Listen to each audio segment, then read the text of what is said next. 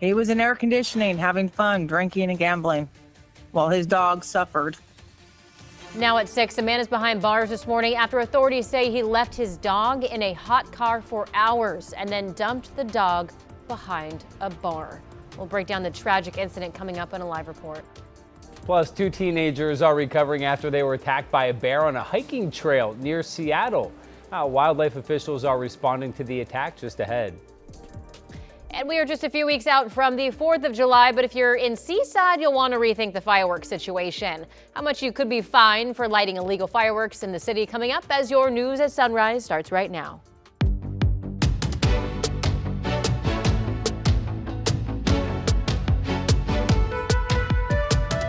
Good morning, and thank you for joining us on your Wednesday. I'm China Green. And I'm Matthew Herchick. Glad to have you with us. Rod Hill is standing by, and we are sunrise appropriate this morning. Yeah. This is the most of a unit we've looked ever. But Rod, you said you like wearing a yellow tie when it's going to be nice and sunny, so you're wearing a yellow tie all week. Yeah, when I'm up making my decisions. I'm like, well, yeah, it's a good point, Matthew. I don't have that many yellow ties. Okay. But today I was just feeling well rested and bright and cheery. It's going to be a comfortable day for the most part. Here's our Salem sky camera. Beautiful sunshine, 52 degrees. You folks hit 87 yesterday. You'll be more like 83 today.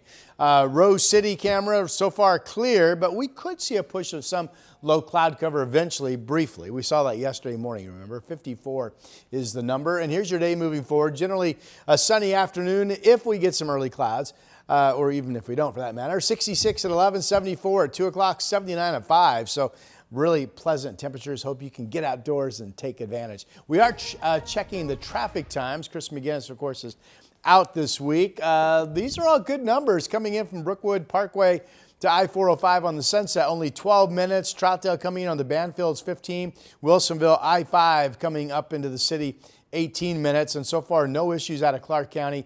I-5 into town from Main Street running at 9 minutes. That sounds good. And that is your traffic update. Thank you, Rod. Well, we begin this hour with a disturbing story out of Marion County where a man is facing animal neglect charges after deputies say he left his dog inside his truck during this week's hot temperatures and the dog died. Investigators say the dog was left in the vehicle for hours while the owner spent time inside a local bar, and surveillance video captured the disturbing actions that came next. Sunrise reporter Corey Johnson joins us live to break down more of what we know about the incident. And from Corey, from start to finish, this whole thing just breaks your heart.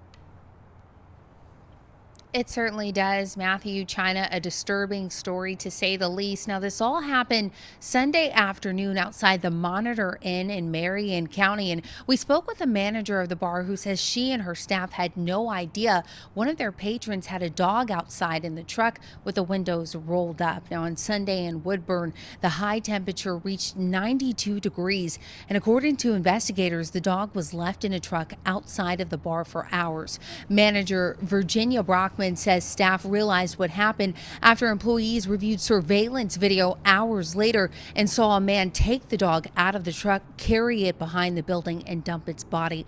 Now, Brockman says she called the Marion County Sheriff's Office the next day.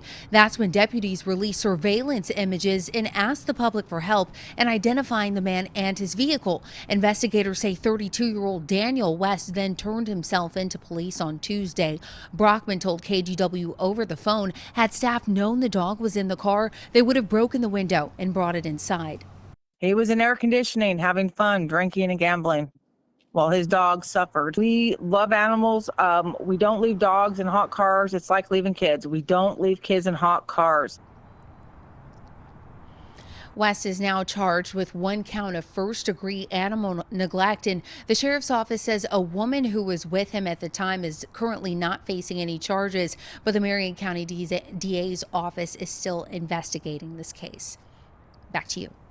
Just awful. All right, thank you very much, Corey. Well, this morning there are questions about what led to a shooting involving a federal agent near the Canadian border. This was in Blaine, Washington, which borders British Columbia. U.S. Customs and Border Protection is now reviewing the incident. Authorities have said little and wouldn't say if this was a case of someone crossing illegally, only that the man they shot, they say, had a gun. Neighbors describing the area say agents regularly patrol that location.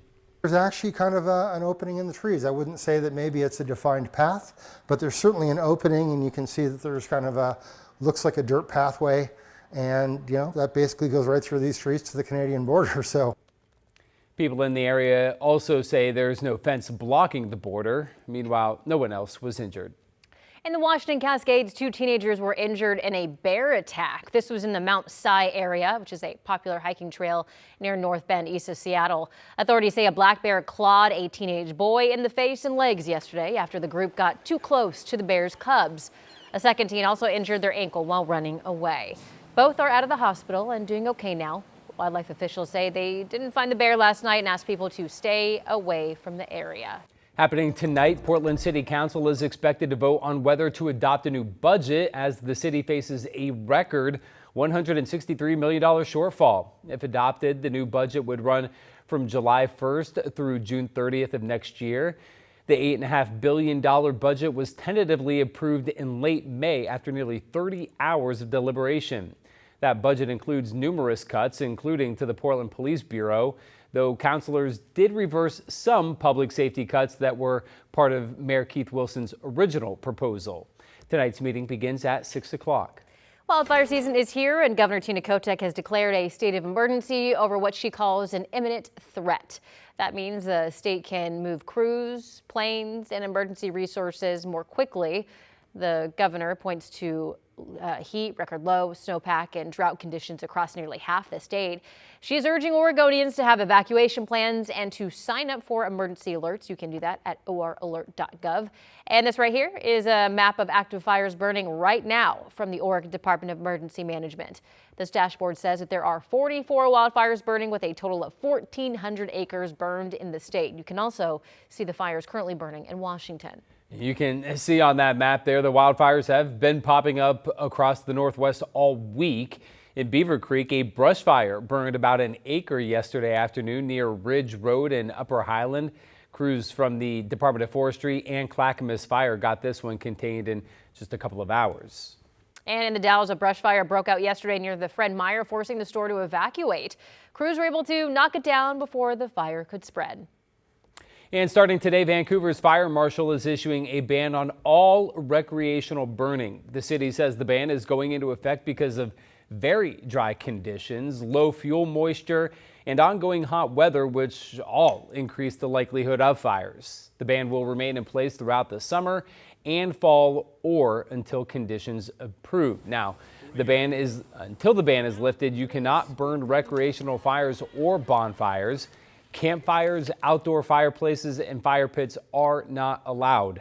You can still use approved natural gas or propane fire appliances as well as barbecues, though you cannot have cooking fires in places like unsanctioned encampments. Taking a live look from our Seaside Sky camera because the city of Seaside has passed a pretty hefty fine for people found with illegal fireworks.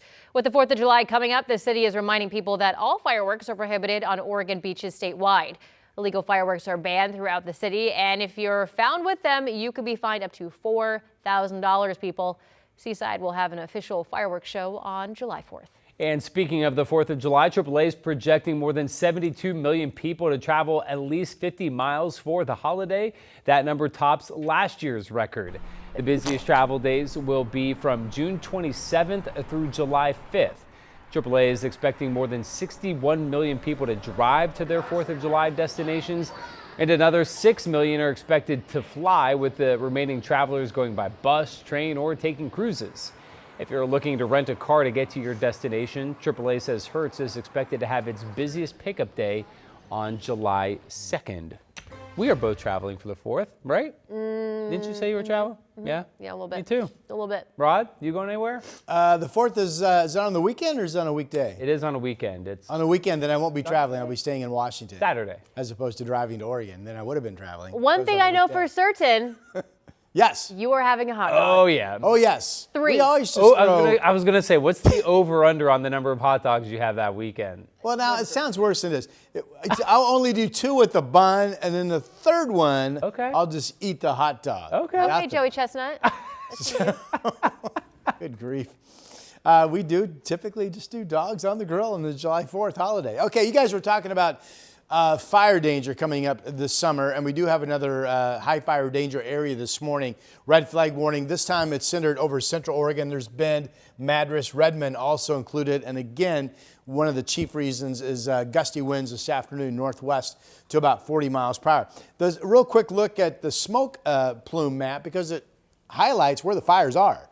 We have some small blazes burning in parts of Clackamas County and Marion County here, bumping up on the east side toward the Cascades. This fire just southeast of Pendleton has burned about 1,000 acres. The larger fires that are up here in Washington, north of Pendleton, south of Yakima, they're still burning, but the smoke is really laid down today. So that's good news. All right, here's Timberline live. Beautiful shot of what's a bluebird morning up there. 55 is the number. Was up at the lodge over the weekend and saw the summer camp programs going with the boarders and skiers up on the Palmer Snowfield. 48 in Scappoose, Tigard the same, Oregon City the same. It's a nice, comfortable morning. Hope if you had your windows up that you feel the cool relief this morning. 49 out in Dallas. It's 47 degrees currently out in Silverton.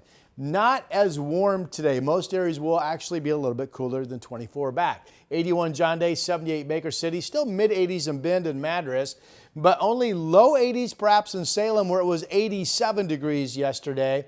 Here's the 7-day for Portland. 79 today, a little bit warmer tomorrow, 86, 88, but the weekend still looks good. 80 on Saturday, 84 on the first day of summer, which of course is also Father's Day Sunday. Back to you. Thank you, Rod.